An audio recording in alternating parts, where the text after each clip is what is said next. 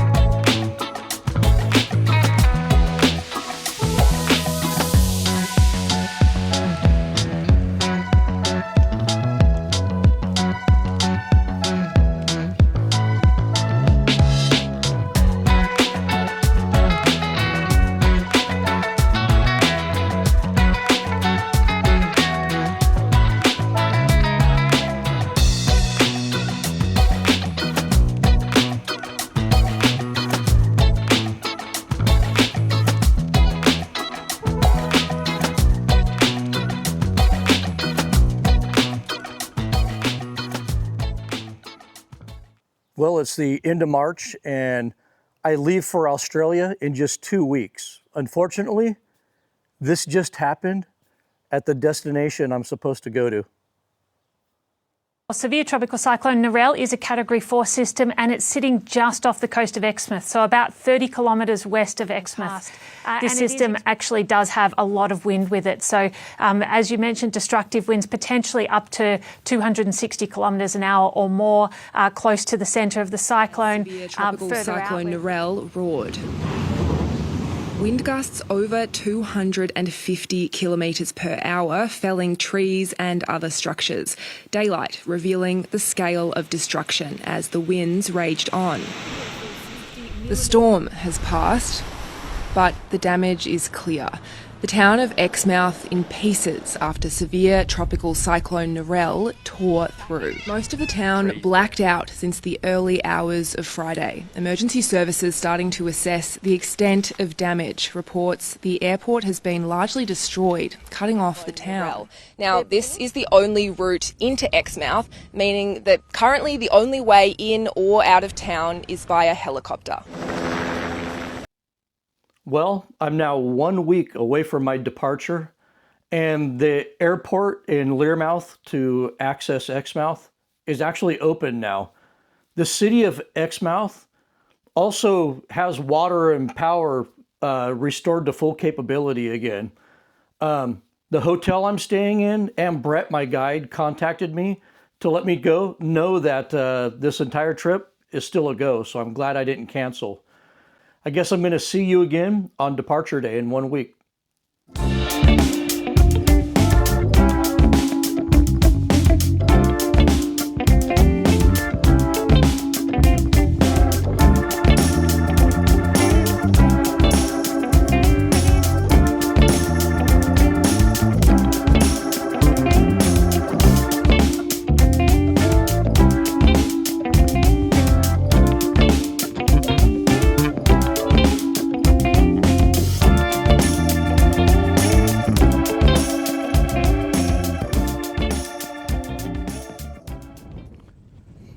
Somebody told me a joke about 5 years ago, and I never really understood it until now. And the joke goes, why do Australians have such a funny accent? Well, it's because they have to talk with their mouths closed so the flies don't get in.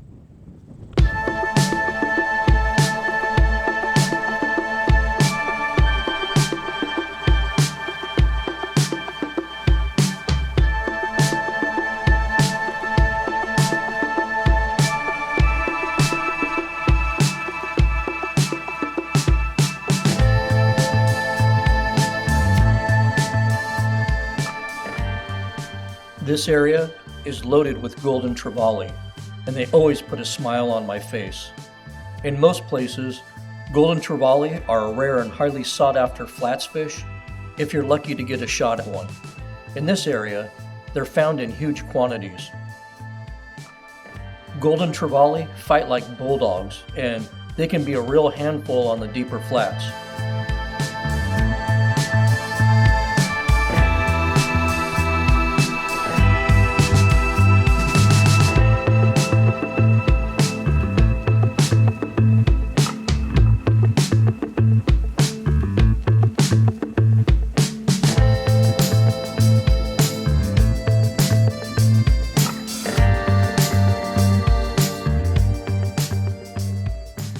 The big ones will easily snap a 10-weight fly rod like a toothpick if you aren't careful.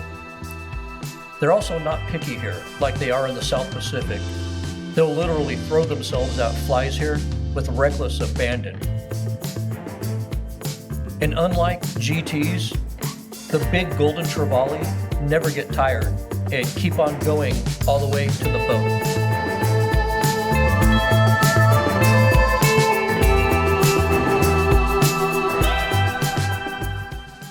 I fought this golden travali for 35 minutes, and of that 35 minutes, 17 of those minutes were fighting it within 30 feet of the boat. They tend to do circles around the boat like tuna do, and like I said, they just never give up.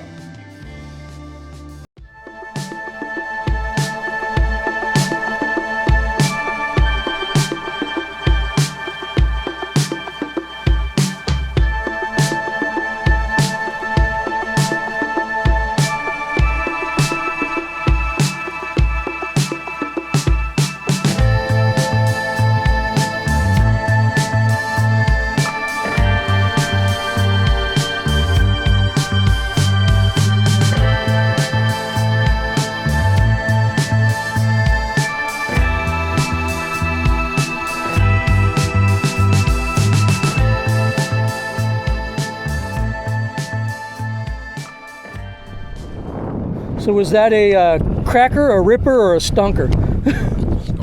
Snodger. Snodger? As a fly angler coming to the Exmouth area, you need to be prepared for a different boat setup than you're probably used to. First of all, you will not be on a flat skiff because they often have a different definition of flats here. In this area, they call shorelines and river mouths flats. Because of this, you'll be doing most flats fishing in depths of 6 to 10 feet of water. Due to the deeper water, the captain won't be pulling you around. He'll use an electric trolling motor attached to the bow where you're casting at. This trolling motor can be a challenge to manage your line around, so be very wary of that. The fishing here is very close to the fishing for species like jack travali back home. It's what we call inshore fishing, so the gear selection here reflects that. Just be prepared to fish deeper than what you're usually accustomed to. But not all fishing here is deep. You'll have opportunities to use poppers on the surface and to catch fish right on the beach. When preparing for this trip, Brett told me that a 10-weight outfit with an intermediate line on it would get used most of the time here in Exmouth, and he was absolutely correct. My 10-weight Thomas & Thomas Exoset with this T-bore Riptide was just my workhorse outfit this entire trip. And this 350 grain Scientific Anglers Sync 30 clear tip line was just a perfect match for this Exoset. Most tropical saltwater anglers are not experienced with sinking lines, in my opinion, so make sure that you practice a lot with them before traveling to Exmouth. And once you get the hang of casting an intermediate line, you'll realize that sinking lines are actually pretty easy to cast if you match it with the right rod. So rod selection is also very important. Most 9-foot ultra-fast saltwater rods really don't cast intermediate sinking lines with heavy flies very well, in my opinion. You know, they make lifting the line and getting that initial water load very difficult, and it's often hard to properly open up your loop for safety with those 9-foot fast action saltwater rods. But the TNT Exoset 8-foot 8-inch rods are absolute game changers, in my opinion, for using sinking lines in saltwater. For those of you who believe that a 10-weight rod and reel is too much for flats fishing, I'll have you know that I hooked into fish in shallow water with my 10-weight that I could not stop. What the fuck? That was a heat hard. Oh fuck, where's it going? I don't know, man. Going in there. Holy shit. Wow. Shit. It's got me in my backing pretty good. You gotta get him out of there. Huh? You can't stop him.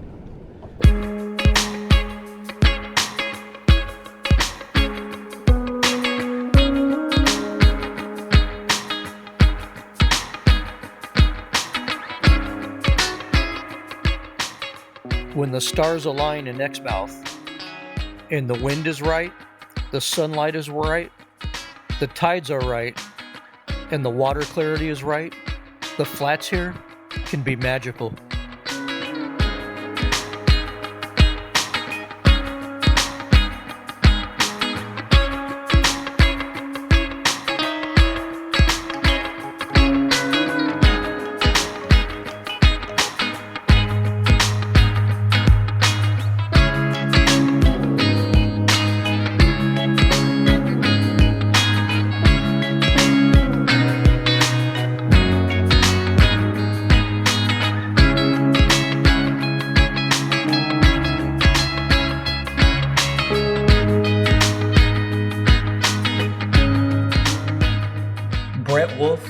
Is a great saltwater fly angler and guide.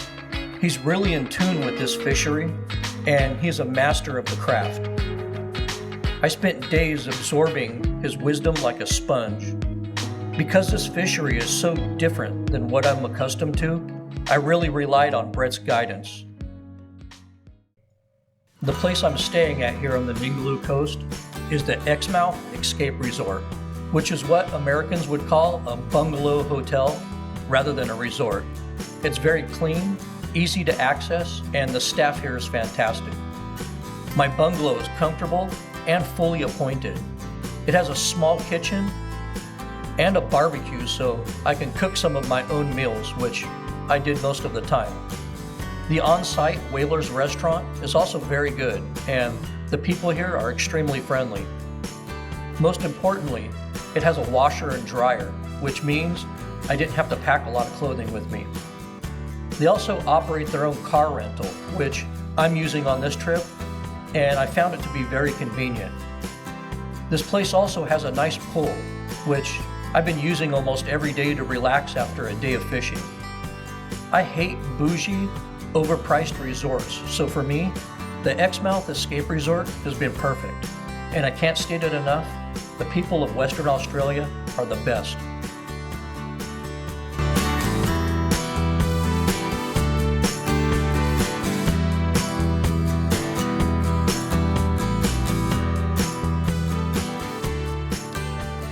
Fly selection for Exmouth is simple, but a little bit different.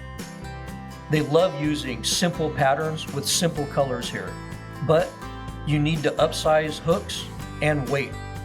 The entire time I fished here, I didn't use a crab or shrimp pattern under 1/0.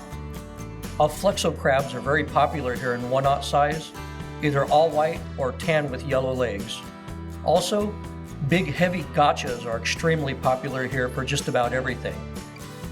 Brett's own Wolf's Exmouth crab is mandatory for this area. 1/0 Klausers in white or chartreuse in white are also very popular here. And of course, brush flies for GTs round it out. On this trip, I think I brought too many flies in retrospect, and I just didn't need all the flies I brought on this trip. I would have been better off with a simpler selection. Exmouth is no different than any other saltwater fly fishing destination around the world, in that you will have to contend with the wind. Every day that I fished here, the winds were high, and I had to utilize back casts, Belgian cast, and other creative casting techniques in order to fish during these windy periods. On this trip to Exmouth, the weather was extremely windy, so sight fishing opportunities on the flats were much more limited than I expected. So when the wind or the sunlight or the water clarity got so bad that we couldn't sight fish on the flats anymore, Brett would motor over to a coral head, or what the locals called bommies, so I can blind cast around them for the various reef species that inhabit the area. In the end, this added a lot of variety to the fishing experience, and it was greatly appreciated.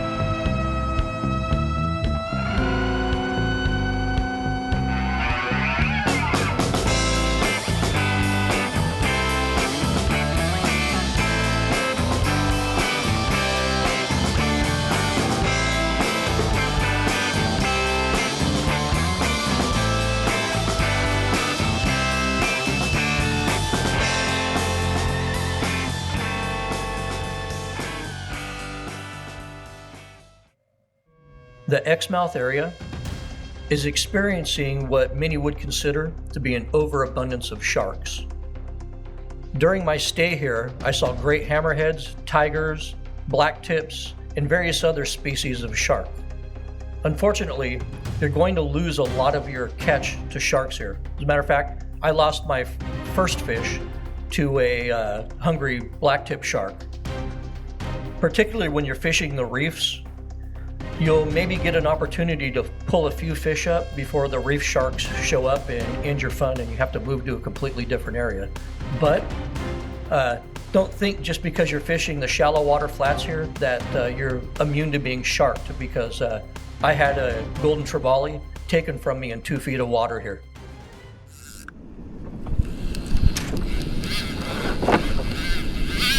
Woo!